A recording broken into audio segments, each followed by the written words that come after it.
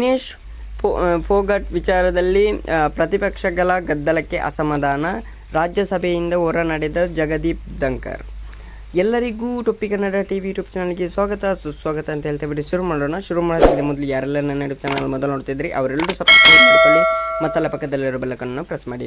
Paris ಒಲಿಂಪಿಕ್ಸ್ನಲ್ಲಿ ಕುಸ್ತಿಪಟು Vinesh Phogat ಅವರನ್ನು ಅನರ್ಹಗೊಳಿಸಿರುವ ಕುರಿತು ಚರ್ಚೆ ಒತ್ತಾಯಿಸಿ ಪ್ರತಿಪಕ್ಷಗಳ ಸದಸ್ಯರು ಗದ್ದಲ ಉಂಟು ಮಾಡಿದ ಹಿನ್ನೆಲೆಯಲ್ಲಿ ರಾಜ್ಯಸಭಾ ಸ್ಪೀಕರ್ ಜಗದೀಪ್ ಧನ್ಕರ್ ಸದನದಿಂದ ಹೊರ ನಡೆದರು.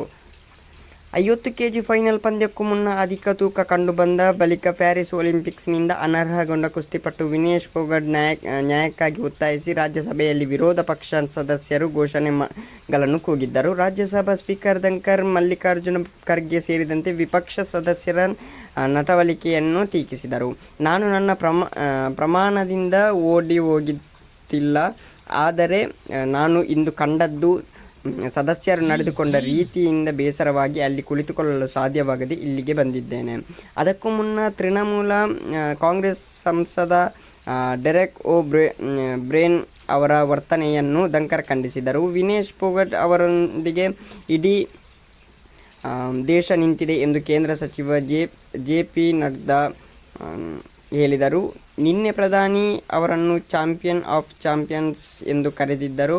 ಪ್ರಧಾನಿಯವರ ಧ್ವನಿ 1140 ಕೋಟಿ ಜನರ ಧ್ವನಿಯಾಗಿದೆ.